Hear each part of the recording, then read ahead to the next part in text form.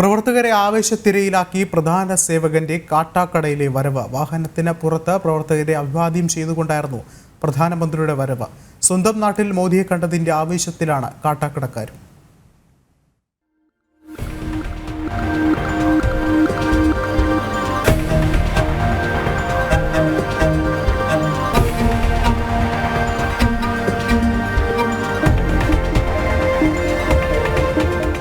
മണിക്കൂറുകളോളം കാത്തുനിന്നെങ്കിലും രാജ്യത്തിന്റെ പ്രധാന സേവകനെ അടുത്തു കണ്ടതിന്റെ ആവേശത്തിലാണ് അനന്തപുരിയിലെ ജനങ്ങൾ.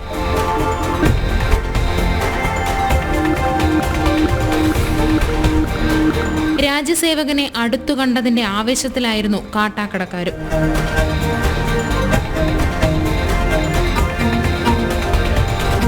ഇരുൾമായും സൂര്യനുദിക്കും താമര വിരിയുമെന്ന ആത്മവിശ്വാസത്തോടെ, അതിലേറെ ആവേശത്തോടെ വീണ്ടും കർമ്മഭൂമിയിലേക്ക് പ്രവർത്തകർ മടങ്ങി.